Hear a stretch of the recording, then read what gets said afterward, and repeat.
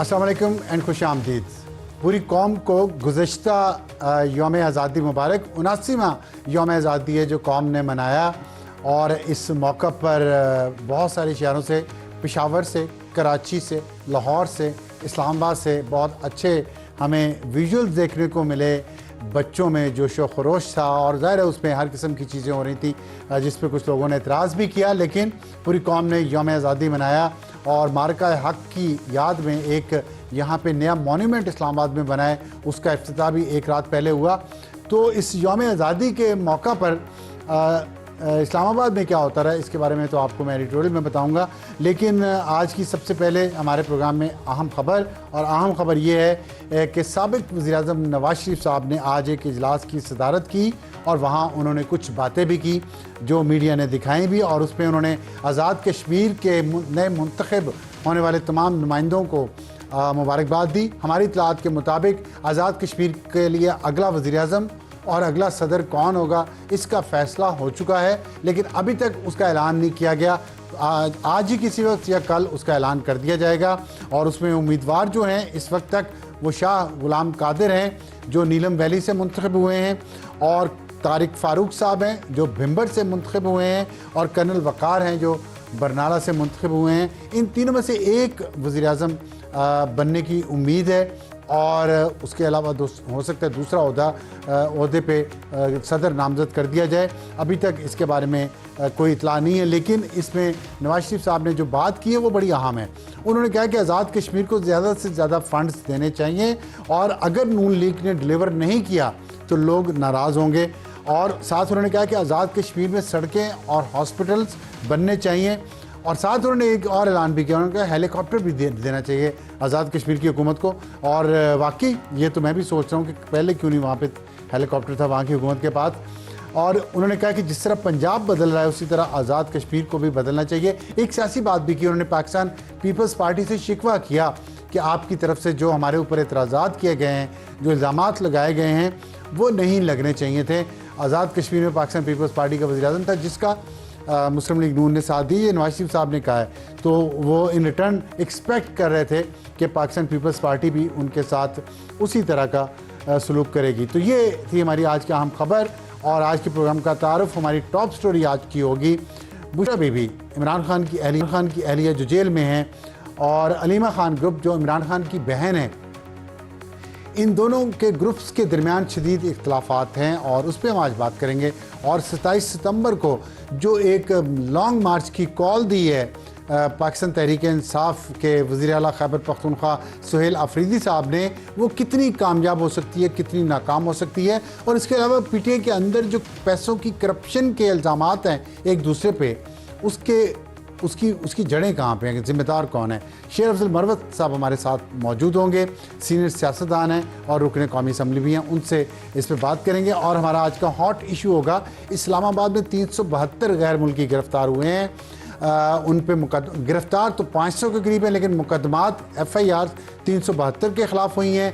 असल में हक़ाइक़ क्या हैं इसके बारे में, इस पर हम बात करेंगे। हमें ज्वाइन करेंगे हमारे क्राइम रिपोर्टर समा के इस्लामाबाद के कमरुल मुनव्वर साहब, और उनके साथ होंगे शेर अफजल मरवत साहब जो दूसरी तरफ के वकील भी हैं। और इसमें बड़ी दिलचस्प स्टोरी है ये, अगर आपको थोड़ा इसके बारे में अगर आप फॉलो अप कर रहे हैं, कि पाकिस्तान फॉरेन इन्वेस्टमेंट अट्रैक्ट करने की कोशिश कर रहा है दूसरे मुल्कों से, लेकिन यहाँ पे इतने फॉरेनर्स क्या कर रहे थे एक बिल्डिंग में, अचानक जो गिरफ्तार भी हो गए FIA ने और फिर NCCI ने और इस्लामाबाद पुलिस ने उन पर मुकदमे भी किए, और आपस में ये लड़ क्यों रहे हैं, असल कहानी क्या है ये बताऊँगा मैं आपको हॉट इशू में। और हमारा आज का एडिटोरियल होगा अफसरशाही कैसी होती है। अफसरशाही ऐसी होती है जो आपने देखा, इस्लामाबाद का एक विजुअल जो वायरल हुआ है, और पाकिस्तान की पर कैपिटा इनकम क्या है, और नॉर्वे का वज़ीर ख़ारजा इस्लामाबाद कैसे पहुंचता है, उसकी वहाँ की पर कैपिटा इनकम कितनी है, ये बताएंगे हम आपको आज के एडिटोरियल। और सबसे पहले हमारी आज की टॉप स्टोरी, बुशरा बीबी और अलीमा खान ग्रुप में शदीद इख्तलाफात और 27 सितंबर की तारीख करीब आ रही है जो खैबर पख्तूनख्वा के वज़ीर आला सोहेल आफरीदी ने दी है, और उन्होंने दावा किया है कि 20 लाख लोग लेकर वो इस्लामाबाद आएंगे। हमें ज्वाइन किया है शेर अफजल मरवत साहब ने, सीनियर सियासतदान है, रुकन कौमी असम्बली हैं, और उनसे हम बात करेंगे। उन्होंने बहुत सारे इल्ज़ामात लगाए हमारे प्रोग्राम में भी माजी में, जो कि अब आके लगता है और लोग पार्टी के अंदर, पीटीआई के अंदर वही इल्ज़ामात दोहरा रहे हैं, और उनमें एक मिशाल यूसुफजई है और शंदाना गुलजार है। उन्होंने वही पैसों की खुर्द बुर्द के इल्ज़ामात पीटीआई के लोगों पर लगाए हैं, जिनके बारे में शेर अफजल मरवत कई महीनों तक बात करते रहे और तनकीद का निशाना भी बनते रहे। मरवत साहब बहुत शुक्रिया हमें ज्वाइन करने का।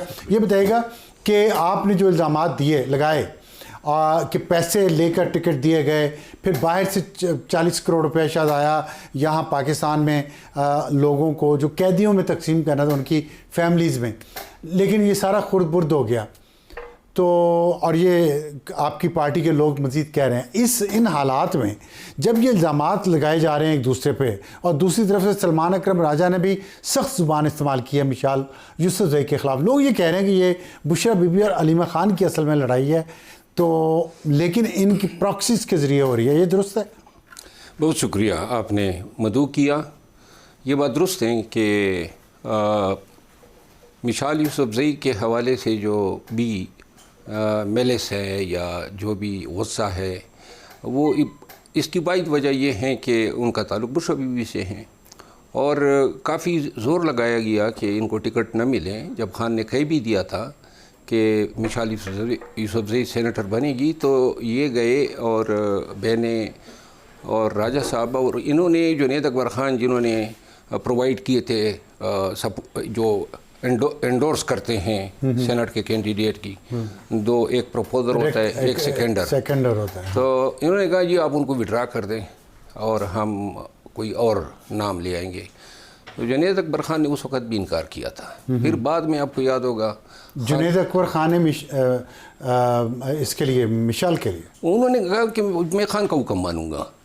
खान ने कहा तो अच्छा, वो खान साहब ने कहा था कि मिशाल यूसुफजई को टिकट देना है, तो जुनैद अकबर ख़ान पे प्रेशर डाला गया सलमान अकरम राजा ग्रुप की तरफ से, अलीमा खान ग्रुप की तरफ से कि इनको ना लें, लेकिन वो उन्होंने अच्छा। फिर इसके बाद जो है फिर खान को कहा गया कि मिशाल यूसुफजई जो हैं, सलमान राजा साहब और इन दोनों ने कहा कि ये बहुत ज़्यादा जो हैं तनकीद करती है, आवाज़ उठाती है।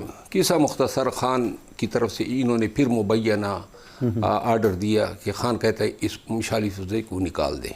ये अब ये सारी चीज़ें जो हैं झूठ मूठ पे मबनी थी। फिर मिशाल गई खान के पास और खान को सारे हालात बताए। मिशाल का यह दावा है कि फिर सलमान राजा साहब ने खान के सामने मुझसे माफ़ी मांगी।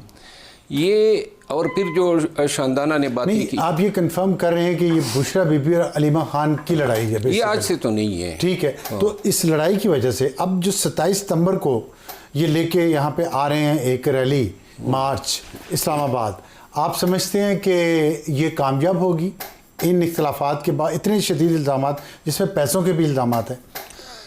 गुजारिश ये है कि सिर्फ यही इख्तलाफात तो नहीं है, ये तो ख़ानदान के अंदर इख्तलाफात हो गए और अपने इंटरेस्ट की बात है। कुछ लोग इनसे वाबस्ता है, कुछ लोग बुशरा बीबी से वाबस्ता है, लेकिन पार्टी में केपी में भी 3 ग्रुप बने हुए हैं। एक ग्रुप सोहेल अफरीदी साहब का है और जिनको तायीद हासिल हैं असद कैसर साहब की, जुनैद अकबर ख़ान की और आतिफ ख़ान की। एक ग्रुप जो हैं वो उन 40-45 MPs का है जिन्होंने जो है कुल एक्सप्रेसली जो हैं इन्होंने रिज़ाइन किया और इख्तलाफ जो हैं मीडिया पे आके बताया। एक ग्रुप जो हैं जो मैं समझता हूँ वो है अली अमीन खान गंडापुर का, वो भी एक स्ट्रांग ग्रुप है और बड़ा उसका असर रसूख है। सूबाई सदर रहे हैं, चीफ मिनिस्टर रहे हैं और तकरीबन 90% लोगों को टिकट भी अली अमीन खान ने दिए हैं। अब ये मार्च के मामले पर भी सोहेल अफरीदी साहब जो हैं वो तनहा अपने ऊपर ही इन्हिसार होगा मार्च के लिए। लेकिन सोहेल अफरीदी साहब से हमारी मुलाकात हुई तो उन्होंने कहा कि वो इन तमाम ग्रुप्स के इख्तलाफात को ख़त्म करके सबको एक प्लेटफॉर्म पे ले आएंगे और ये बहुत ही बड़ा मार्च होगा। देखिए, इख्तिलाफात ख़त्म पहले करने चाहिए थे, मार्च का ऐलान बाद में होना चाहिए था, लेकिन इख्तिलाफात जो हैं वो अब दुश्मनियों में तब्दील हो चुके हैं। अच्छा। इतनी देखिए ना जी, ज़बान की जो काट होती है, जो ज़बान से इल्ज़ामात निकलते हैं, जिस तरीके से ये जो इख्तिलाफात है, अभी ताज़ा मैंने वो घड़ियों की चोरी की बात की थी शहबाज गल साहब की तरफ से। घड़ियों की, मोबाइल फ़ोन की? सॉरी, मोबाइलों की। 2 मोबाइल चोरी की। घड़ी भी चोरी की शहबाज गिल ने? घड़ी एक और साहब ने चोरी की है, लेकिन उसका कहीं किसी और वक्त जिक्र नहीं। तो अभी घर शहबाज गिल साहब कौन से साहब? वो बाहर गए हैं। हाँ जी, वो भी बाहर जा चुके हैं। हाँ, बाहर। घड़ी चोरी खान साहब की घड़ी चोरी की, किसी और की? खान साहब की घड़ी नहीं थी, लेकिन पीटीआई के इंतहाई मोतबर एक अमीर शख्स की घड़ी थी।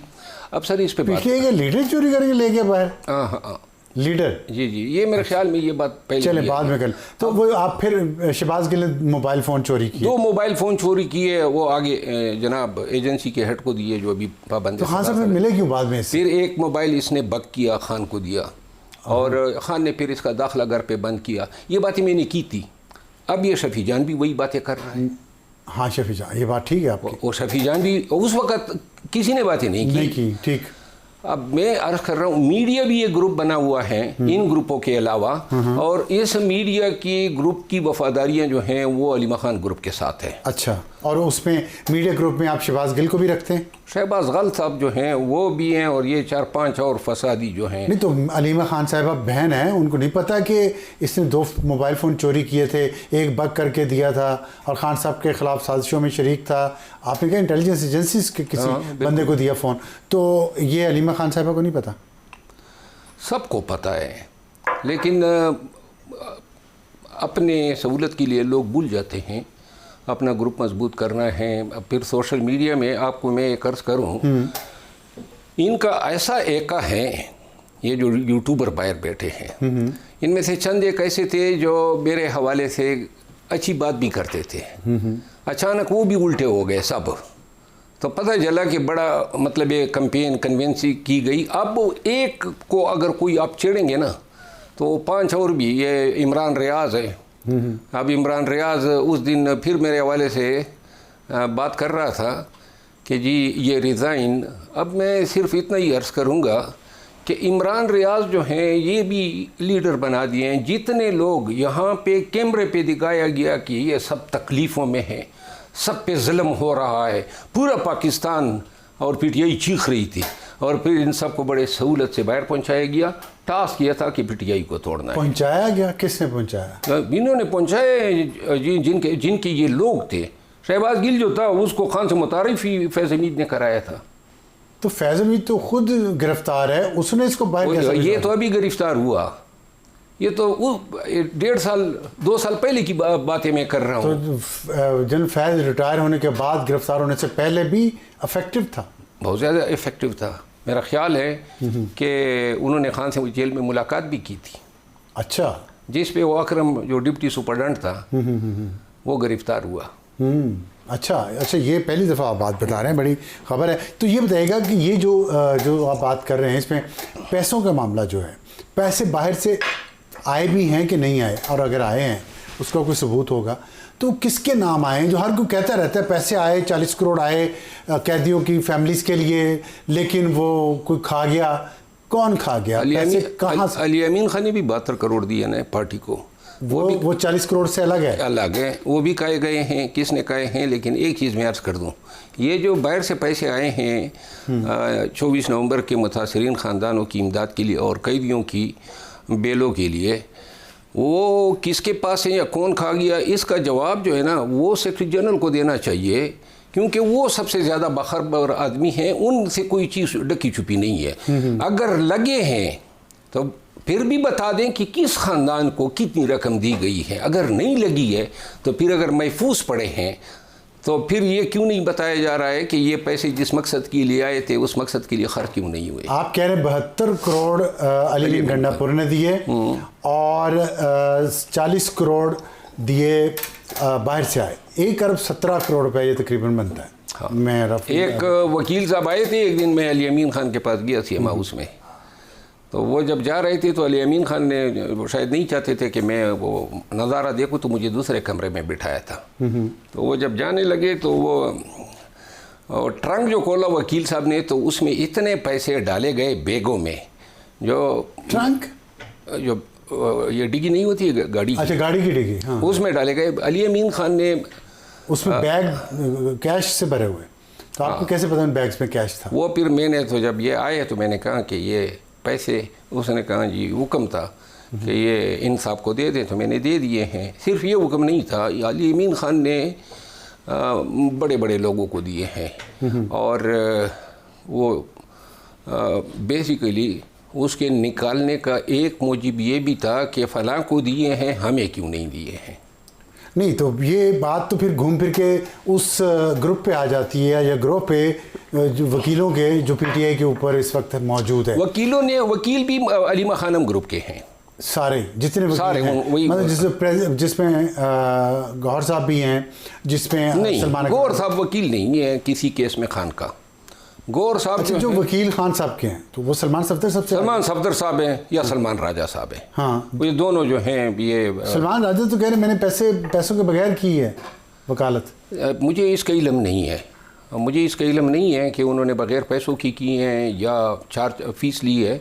तो लेकिन सलमान सफदर साहब ने जो हैं वो इन 3 सालों में अपने मुवक्किल से बेपनाह पैसा। आज़ाद रहनुमा की तरह ये बता दें कि आप वहाँ मौजूद थे, आपके सामने अलीमीन गंडापुर ने एक वकील को पैसे दिए, उनकी गाड़ी के ट्रंक में रखवाए बैग्स भर के, आपने वकील देखा होगा ना? हाँ हाँ। क्या नाम है उनका?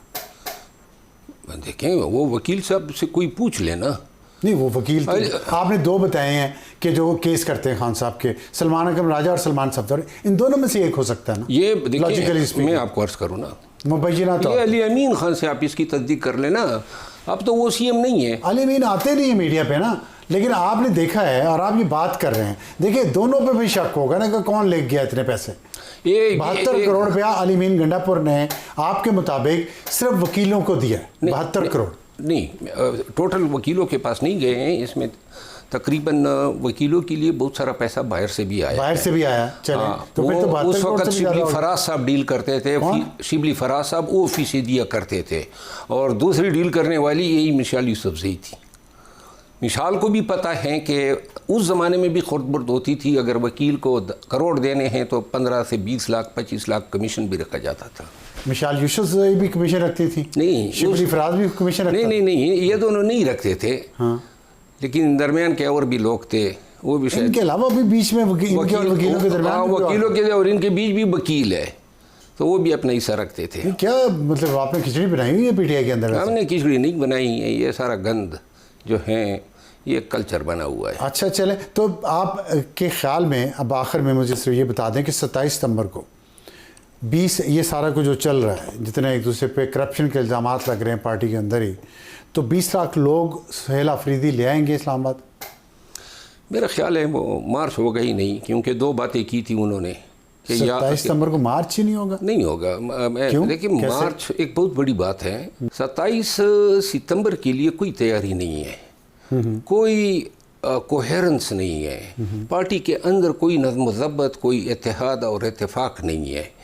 फिर ये जितने लोग हैं, आपको शायद इल्म होगा, 27 सितंबर के मार्च पे सबसे पहला अटैक जो आज तक जारी है वो पाकिस्तान तहरीक इंसाफ ने खुद किया है, और पीटीआई की सोशल मीडिया जो है इस मार्च के नखरे बखरे उधेड़ रही है।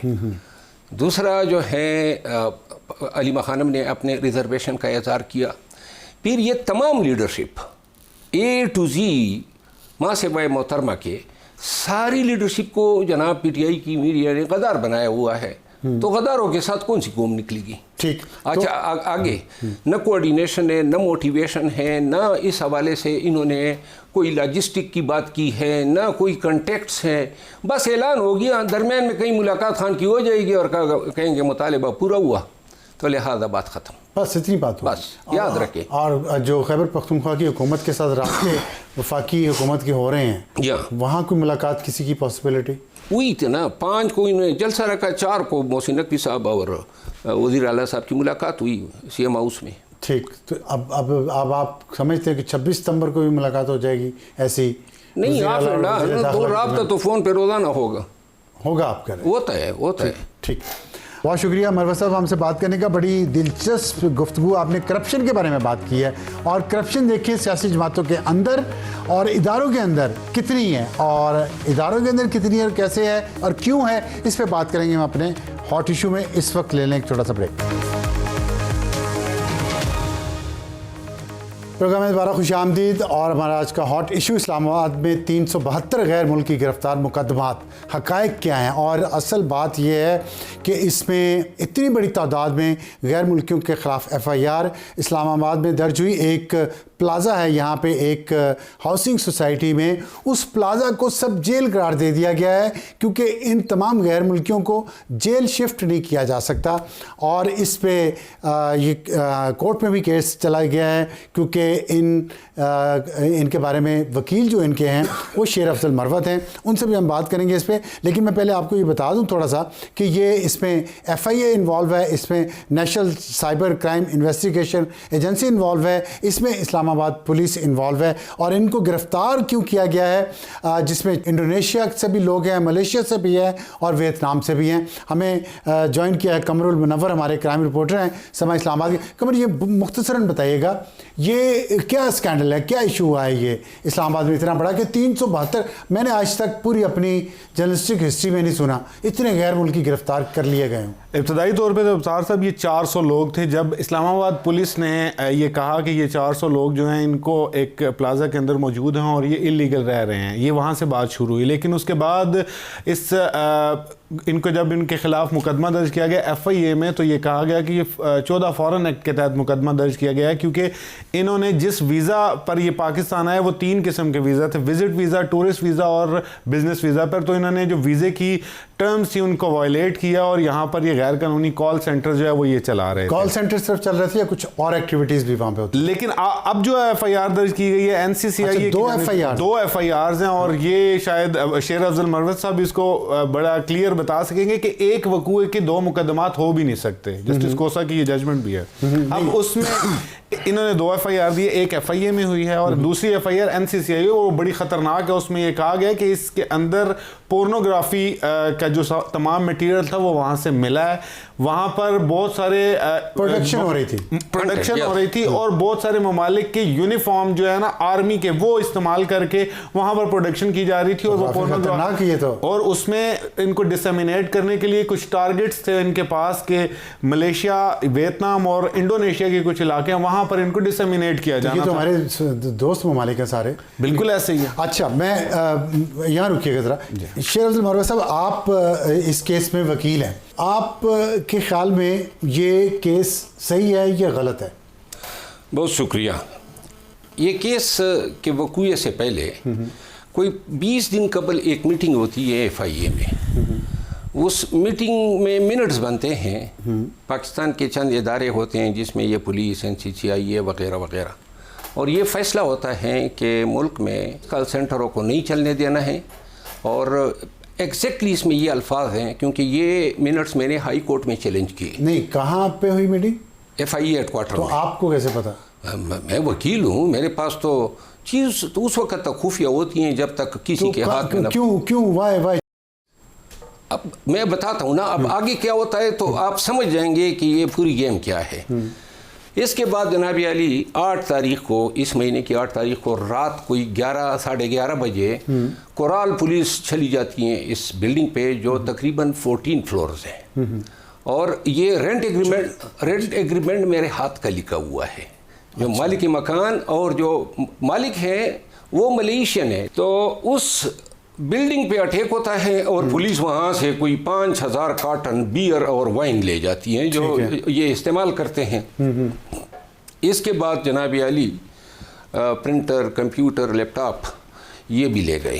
अब मुख्तसर बता रहा हूँ ब्रीफ में। इसके बाद अगले दिन पुलिस जो है इनको बाहर भी नहीं जाने देती है। मैं चला जाता हूँ हाई कोर्ट इस फेल के ख़िलाफ़। हाई कोर्ट इनको बुला लेती है अगले दिन ये पेश हो जाते हैं। NCCI भी आ जाती है, FIA भी आ जाती है। तो जज साहब उनसे पूछते हैं कि इधर क्या जुर्म हुआ है। तो उन्होंने कहा जी हम सिक्योरिटी के लिए हैं। ये जज साहब की लिखी हुई अल्फाज हैं, तो मैंने उधर दिखा रहे हैं, लिख कर दिया मैंने कि हमें इनकी सिक्योरिटी दरकार नहीं है। NCCI से पूछा कि भाई आपको कुछ मिला, क्योंकि NCCI 2 दिन से लगी हुई थी। इन्होंने भी, जज साहब ने ऑर्डर में लिखा है कि NCCI ये कहती है कि हमारा काम ख़त्म हो गया है, कुछ नहीं मिला। तो जज साहब ने कहा कि ये सारे लोग हट जाएं, और ये होने के बाद अब अगले दिन हमें पता चलता है कि NCCI ने ये बयान देने के बाद, हाई कोर्ट में बयान देने के बाद 8 घंटे के बाद ये स्टोरी बना दी कि अब मज़े की बात ये है कि उस बिल्डिंग में न बिजली है न इंटरनेट है।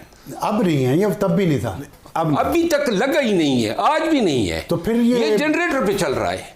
नहीं तो इंटरनेट का काम कैसे होता है? इंटरनेट वो कॉल सेंटर अभी उस रेंट एग्रीमेंट में लिखा हुआ है कि जब ये बिल्डिंग मुकम्मल बन जाएगी, अभी उसमें ट्रांसफार्मर। कब हुआ था एग्रीमेंट?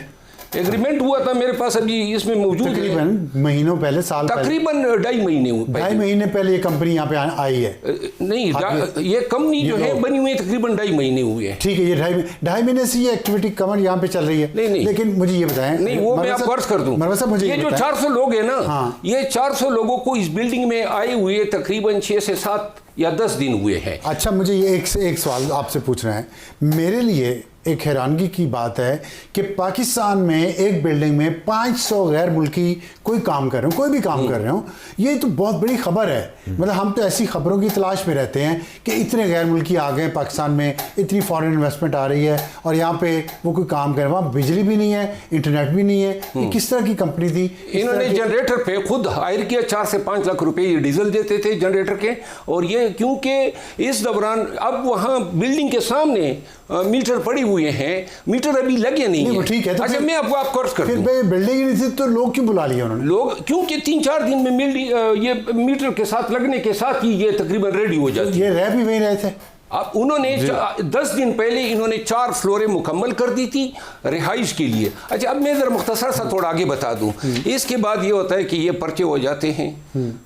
NCCI जिसने हाई कोर्ट में कहा कि कुछ नहीं है, उस कहने के 8 घंटे के बाद पर्चा कर लेती है, और पर्चा ये करती है कि जनाब अली एडल्ट कंटेंट बन रहा था। हाँ, अब एडल्ट कंटेंट बन रहा था, तो FIR में जिन्होंने एडल्ट कंटेंट बनाया है वो कौन थे? वो मौजूद है ना। 114 लोग इस केस में इन्होंने गिरफ्तार किए। वहाँ पे टोटल जो तादाद थी ना वो 372 थी।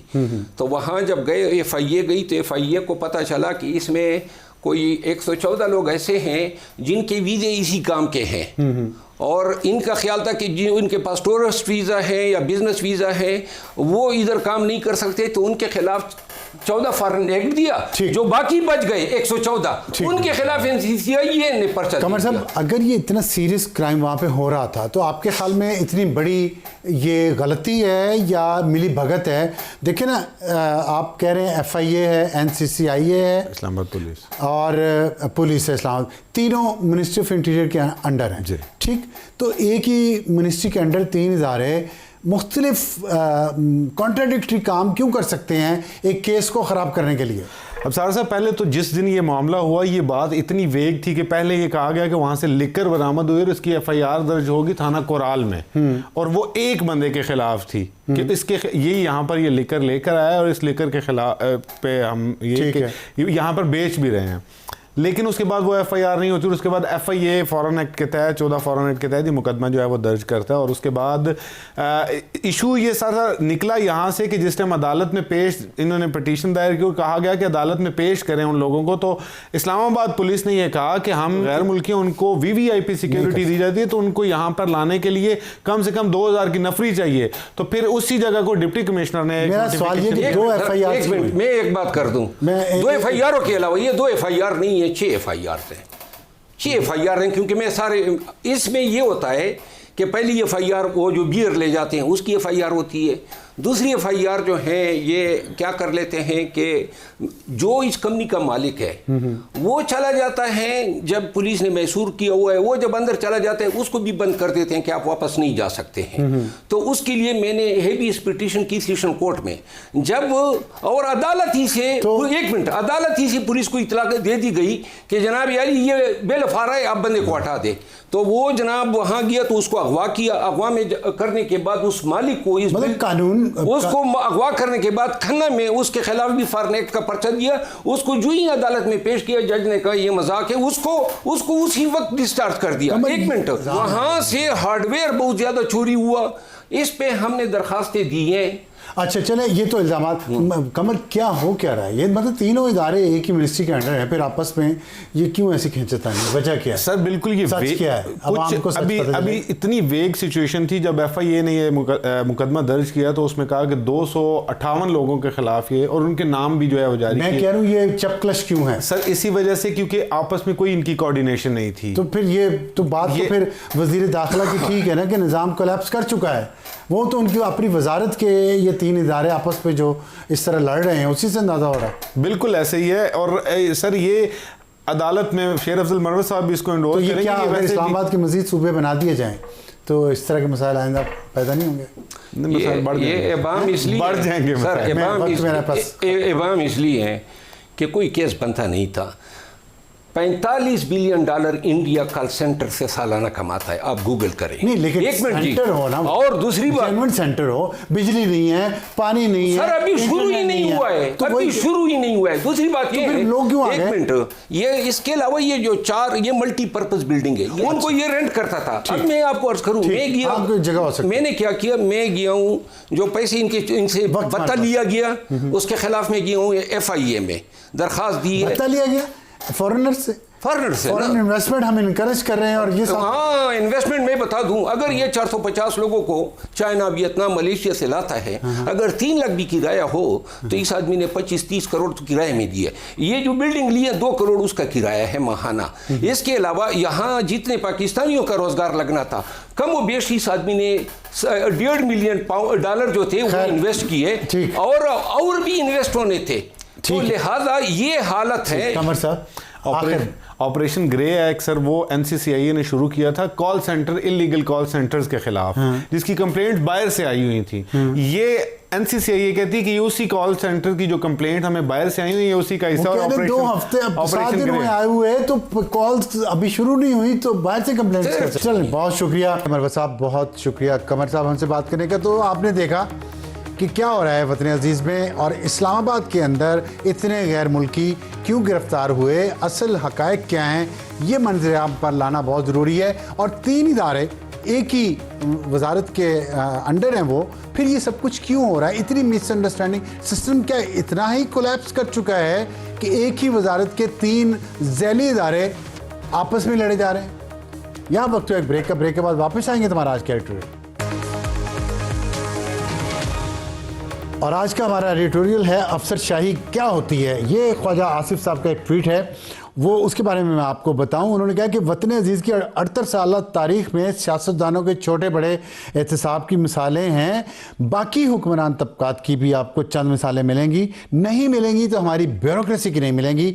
ब्यूरोक्रेट्स पाकिस्तान के असल और दायमी हुक्मरान हैं और रहेंगे। और आप देखें बग्गी में पाकिस्तान के दारुल खलाफा इस्लामाबाद के CDA के चेयरमैन, कैपिटल डेवलपमेंट अथॉरिटी के सुहेल अशरफ जो चीफ कमिश्नर भी हैं, और IG इस्लामाबाद सैयद अली नासिर रिजवी, इस्लामाबाद D चौक परेड ग्राउंड में उनकी आप एंट्री देखें तो आपको याद आएगा कि जब बरतानवी राज यहाँ पे था, इन्होंने बहुत अच्छा मौका ढूंढा वैसे कि 14 अगस्त कौम यौम आज़ादी मना रही थी तो कौम को उन्होंने याद करवाया कि ब्रिटिश राज होता तो ऐसे ही आना था गोरे ने भी, जैसे ये ब्राउन साहब आ रहे हैं, सिर्फ सर पे एक हैट नहीं है, बाकी सब कुछ वैसा ही है। और दूसरा उन्होंने कौम को ये याद करवाया कि गोरा हमें छोड़ गया है, हम आप पे हुक्मरानी करने के लिए अभी मौजूद हैं और हम वैसे ही करेंगे हुक्मरानी जैसे गोरा करता था। मेरी तो ये दरख्वास्त थी कि 2 हाथी भी पीछे लगा लेते तो मुगलिया दौर की याद भी ताज़ा होती जाती इस्लामाबाद में।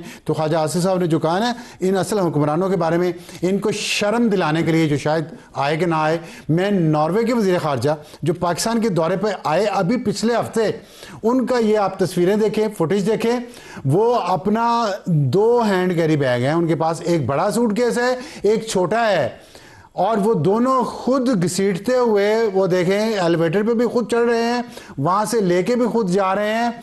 ये होती है तरक्की याफ्ता कौमें, ये होती है आज़ाद कौमें। ये हमारे जैसे जो ब्यूरोक्रेसी है, जो ब्राउन साहब बनते हैं और रंग मतलब इनका गोरा नहीं हो सका, लेकिन आप गोरे का कंडक्ट देख लें, अपनी कौम का पैसा इस्तेमाल कैसे करते हैं, और हमारे यहाँ इनके करोफर देख लें। और सीएसएस करने वाले क्या यही सीख के निकलते हैं एकेडमी से? अगर यही सीख के निकलते हैं तो हमें अपने निज़ाम के कोलैप्स होने पर बात नहीं करनी चाहिए। हमें ये देखना चाहिए कि इनका सिलेबस क्या है, इनको सिखाया क्या जा रहा है। और मैं आपको आखिर में सिर्फ ये बता दूं कि नॉर्वे का पर कैपिटा इनकम $1,05,880 आपको यकीन नहीं आएगा, $1,05,880। और पाकिस्तान का कितना है? $1,901 पर कैपिटा इनकम। तो ये पर कैपिटा इनकम है हमारी, और ये अल्ले तलल्ले हैं हमारे, और उनका वज़ीर ख़ारजा कैसे आता है। यौम आज़ादी आप सबको मुबारक। Good night.